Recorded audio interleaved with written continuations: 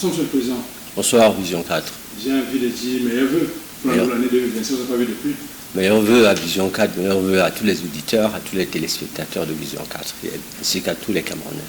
Monsieur le Président, le Président de la République, son Excellence Paul Biya, dans son adresse à la jeunesse le 10 février dernier, fait vocation de législative et municipale. Il parle d'un possible glissement, ce qui est la date probable de ces jours électoraux.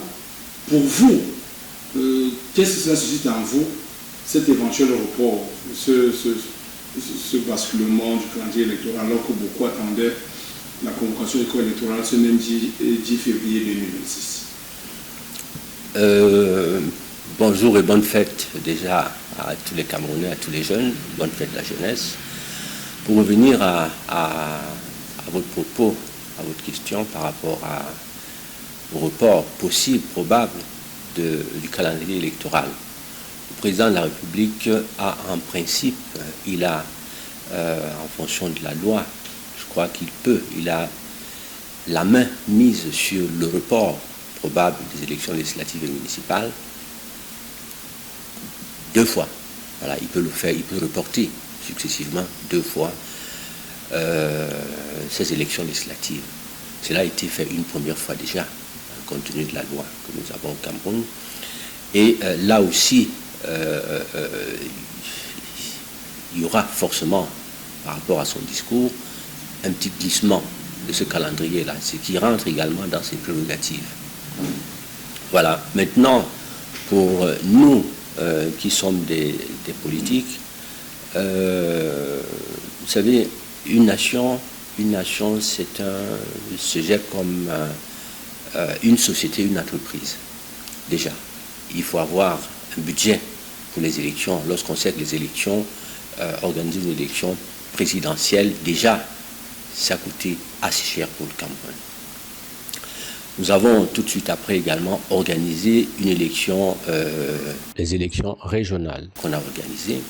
Là aussi, enchaîné avec des élections législatives quelques mois après, cela aussi, il faut beaucoup d'argent. Et lorsqu'on sait que l'élection présidentielle est encore assez facile à organiser, quant aux élections municipales et législatives, c'est costaud. Parce que là, ça concerne à peu près plus de 11 000 candidats, voilà, dans les différentes circonscriptions électorales, les arrondissements et tout ça là. Donc il faut organiser tout cela. Et ça demande des budgets, ça demande de l'argent. Nous avons vu qu'après le 31 décembre, le président, à travers le ministre des Finances, on a emprunté forcément peut-être 1000 milliards et poussière pour gérer des problèmes. Voilà. Donc, organiser une élection, là, ça demande des moyens, ça demande beaucoup de moyens, il faut être prêt pour cela. Ce n'est pas parce que forcément le calendrier électoral voulait imposer qu'on tienne ces élections-là tout récemment, qu'il faille le faire même si on n'a pas de budget, parce qu'il faut trouver ce budget. Voilà, donc moi je pense que le président de la République qui gère la nation a forcément d'abord vu ce plan-là et qui l'a amené à repousser forcément ces élections afin qu'on puisse trouver les moyens nécessaires pour l'organisation de ces prochaines élections. Mais pour moi qui suis un homme politique, voilà, le président a également placé ce mandat comme un mandat de la jeunesse. Voilà, il donne l'occasion à tous les jeunes Camerounais de pouvoir effectivement se lever et se présenter, prendre leur destin en main. Parce que comme nous le savons, on a une génération qui est en train de sortir tout naturellement. Donc quel que soit les cas, cette génération-là à laquelle appartient le président de la République lui-même, appartient Bello Bouba, ainsi que les autres, ils ont commencé la politique lorsqu'ils avaient 28 ans, 29 ans, 30 ans. Aujourd'hui, on voit que cette classe politique est partie du bas jusqu'au sommet, jusqu'à plus de 90 ans, 93 ans. Et comme c'est des êtres humains, ce n'est pas des robots, c'est des êtres humains qui également ont un cycle de vie, un cycle normal de compétences, de capacités physiques, morales, ainsi de suite. Là, ils arrivent à un bout et il faut régénérer cette il faut régénérer donc, la scène politique au Cameroun. Et je pense qu'en cela, son appel à la jeunesse qui doit se lever est assez... Il faut que les jeunes qui nous écoutent soient prêts, se lèvent aujourd'hui et on leur donne cette occasion-là. Parce que le report de ces élections leur donne également un petit temps de pouvoir les préparer. Voilà, le MPCC est un parti politique qui effectivement est un parti des jeunes qui donne la possibilité à tous ces jeunes. Nous avons lancé il y a quelque temps le recrutement et on a d'ailleurs là c'est quelque temps aussi mis en place une mission qui donne la parole à ces jeunes, voilà, sur l'étendue du territoire des 10 régions du Cameroun. Une nation, les Camerounais ont crié au changement. Le changement ne peut en aucun cas venir si les Camerounais ne lèvent pas, si les jeunes ne se lèvent pas. Et si ces Camerounais-là ne sont pas conscients du fait que le Cameroun n'attend pas un sauveur, il attend plutôt ses enfants. Et chaque Camerounais, dans chaque région, dans chaque arrondissement, doit se lever pour dire « nous pouvons aussi ». Donc à nos mamans, à nos papas, à nos frères et sœurs, à nos jeunes qui nous écoutent aujourd'hui, le président vous a demandé de vous lever. Donc il est temps de chasser les peurs, de venir. S'il n'y a pas de place au RDPC, venez au MPCC, venez, nous sommes là pour... on a créé un cadre pour vous. C'est un cadre légal, c'est un cadre de paix. On voudrait des jeunes qui sont talentueux, compétents, qui ont également quelque chose à donner à la nation. La politique n'est plus un lieu où il faut venir et penser qu'on vient se servir. La politique est un devoir de servir la nation et la patrie. Donc quand on est un homme politique, on s'oublie, on oublie sa famille, on pense plutôt à l'intérêt général. Donc à tous les jeunes qui sont au nord, au sud, à l'est, à l'ouest, nos jeunes anglophones, les Ambaboy qui sont là-bas aussi, qui luttent pour qu'ils puissent sortir de là. À ceux-là aussi, ces Ambaboy, levez-vous, vous êtes des Camerounais, mettez-vous, contactez-nous, allez, venez déposer votre candidature, mettez-vous ensemble, la guerre va finir automatiquement si vous êtes vous-même les maires, les députés, les conseillers municipaux. Voilà, donc je terminerai peut-être en disant au président, à l'occasion, effectivement, de ces fêtes de la jeunesse, peut-être une doléance ou un plaidoyer adressé au président de la République. Nous avons nos enfants, nous avons nos jeunes, nos petits frères qui ont été arrêtés depuis 9 ans dans la zone anglophone, Monsieur le Président de la République. Plusieurs sont aujourd'hui encore détenus en prison sans procès jusqu'ici. S'il vous plaît, Monsieur le Président de la République, plusieurs sont conscients de ce qu'ils ont fait et ils m'ont saisi. Ils me disent, papa, s'il vous plaît, si vous pouvez intervenir auprès du président, voici ce que nous faisons au sein de la prison. Ils m'ont présenté les œuvres d'art qu'ils fabriquent en prison, les chaussures, les sacs, ainsi de suite. Ils veulent qu'on puisse les aider à avoir un lieu en ville pour exposer leurs marchandises. Ces jeunes sont conscients aujourd'hui de ce qu'ils ont fait, Monsieur le Président de la République. S'il vous plaît, prenez un moment pour vous occuper de ce cas de ces jeunes. Il faut les pardonner. Par ailleurs aussi, Monsieur le Président de la République, les jeunes ont marché après les élections présidentielles. Plusieurs de ces jeunes, pour ceux-là qui n'ont pas commis des cas assez difficiles, l'élection présidentielle est passée, c'est derrière nous. Maintenant, il faut reconstruire la nation, Monsieur le Président de la République. Vous avez gagné une élection présidentielle, il reste maintenant à gagner la nation, tous les Camerounais. S'il vous plaît, pensez à ces jeunes, Monsieur le Président de la République. Voyez ce que vous pouvez faire pour apporter une clémence à ces cas-là. Oui, Monsieur le Président, on a suivi votre plaidoyer et votre doléance au Président de la République. Mais on reviendra encore sur ces législatives municipales en questionnant encore sur ce report. Donc on pense que, étant donné que la première prorogation est d'être consommée à 15 mois, il n'en reste plus que 3, que ce possible report profite plus au RDPC qu'au parti d'opposition que vous êtes, et que réagissez-vous face à de tels propos? Non, moi au contraire, je parle de mon cas, qui suis un homme politique, j'ai un parti politique, et nous avons des jeunes qui s'élèvent de partout, aujourd'hui dans les 10 régions du Cameroun. Je pense que ça donne plutôt la chance et le temps à ces jeunes de mieux se préparer. Voilà, donc c'est une opportunité pour tous les jeunes. Vous les jeunes, c'est pas la peine, beaucoup de ceux-là qui crient, peut-être, qui peuvent crier au report.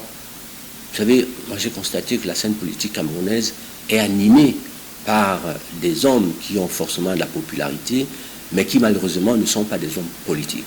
Parce que la politique, c'est pas la popularité, la politique, c'est avoir déjà un cœur attaché à ces gens-là. Et on sert les Camerounais, on sert le peuple camerounais. Voilà, donc donnons la chance à ces jeunes qui aussi, peut-être qu'ils n'ont pas les 50 000 francs là tout de suite pour payer leur caution, qui puissent effectivement se préparer et payer la caution. Et à ces Camerounais là qui ne comprennent pas encore ce que c'est que la politique, qui pensent que la politique, il y a un mystère à l'intérieur, il y a la magie, il y a ceci, il y a cela. Non, je dis la politique, vous vous levez autour de vous, dans votre village, dans votre communauté, et c'est pour travailler pour vos parents, vos mamans, vos frères et sœurs. Donc c'est eux qui voteront pour vous. Parce que si vous vous levez, si vous êtes aimé dans votre quartier, à ces moments-là, par exemple, qui sont dans les tontines, c'est bien d'être dans les tontines, dans les associations. Mais une association, une tontine, ça vous donne de l'argent.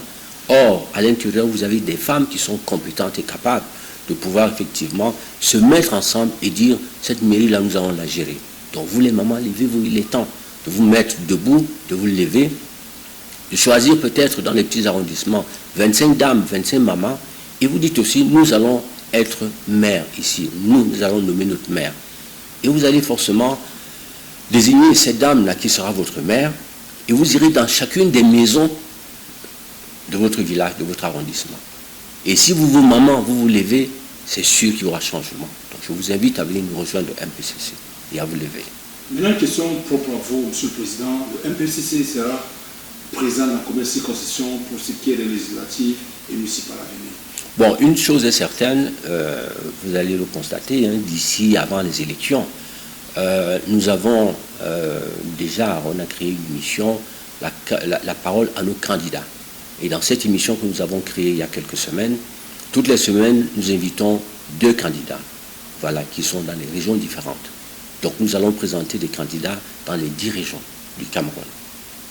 Aussi bien à Bamenda, à Boya, que dans les autres régions du Cameroun. On va présenter les candidats dans toutes les régions du Cameroun. Et je voudrais inviter, en principe, la politique, c'est chaque Camerounais. La politique, ce n'est pas M. Gouet, ce n'est pas M. Biya, ce n'est pas Thieroma demain, c'est chaque Camerounais. Et les Camerounais ont marché sur l'ensemble du territoire camerounais dans les 10 régions après les élections présidentielles.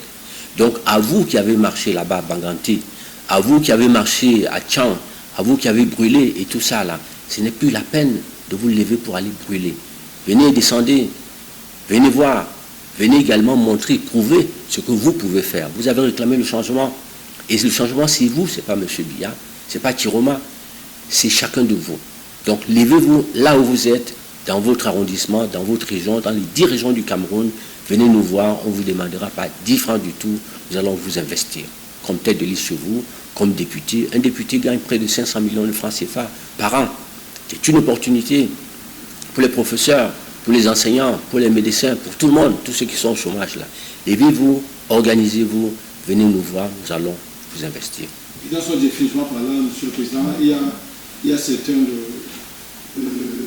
d'autres membres de partis politiques qui se plaignent d'un document important qui est entré dans les pièces à verser dans le dossier de candidature, l'attestation de conformité fiscale, et les mêmes se plaignent toujours du cautionnement. Et ils disent que si on fait sauter le verrou de l'attestation de conformité fiscale et qu'on clarifie le cautionnement, ça peut aplanir 2 ou 3 aspérités. Vous, quelle est votre réaction? On ne peut pas. Soit vous êtes Camerounais, vous êtes en forme par rapport aux institutions de la République, tout Camerounais, que ce soit en Chine, au Japon, à Mars, sur n'importe quelle planète, tout candidat qui doit effectivement se présenter à une élection au suffrage universel doit prouver qu'il est Camerounais d'abord et qu'il est conforme, c'est-à-dire qu'il paye ses impôts. Donc, vous pouvez payer les impôts, vous pouvez ne pas les payer. Donc, il y a 2 cas. Vous avez un certificat de non-imposition, à défaut, vous avez un certificat d'imposition. Donc, c'est aussi facile que ça. Qu'ils aillent voir aux impôts, qu'ils prouvent qu'ils ne travaillent pas, qu'ils n'ont pas d'activité. On va leur donner un certificat de non-imposition. À ceux-là qui ont des entreprises et tout ça, là, c'est normal qu'ils puissent avoir... voilà. Maintenant, au-delà de ça, je pense que la caution... Vous ne voulez pas être député pour aller gagner 500 millions de francs par an et ne pas être capable de déposer une caution de 1 million de francs. Pas normal. Donc, une élection aussi, vous ne pouvez pas vouloir être maire, aller gérer les budgets du Cameroun et ne pas avoir 50 000 francs pour déposer une caution. Donc, à ce niveau, je ne vois vraiment pas où est le Cameroun. D'ailleurs, ici chez nous, nous sommes assez modestes. Par ailleurs, je pense que être candidat à une élection présidentielle, c'est des centaines de millions de francs CFA, et même aux législatives et municipales. Donc ici, je crois que on est encore assez modeste. Du Cameroun pour la justice, l'espoir et la dignité.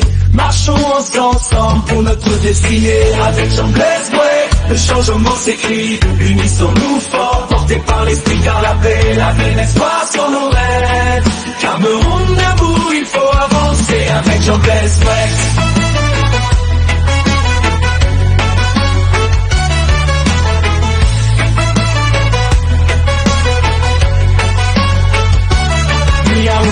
Ville, village et commune, le Cameroun chante en un seul accord. Travail, courage, audace pour bâtir demain. Jean-Blaise Bouet nous tend la main. Avec Jean-Blaise Bouet, le changement s'écrit. Unissons-nous forts, portés par l'esprit, car la paix, l'espoir sont nos rêves. Cameroun debout, il faut avancer avec Jean-Blaise Bouet.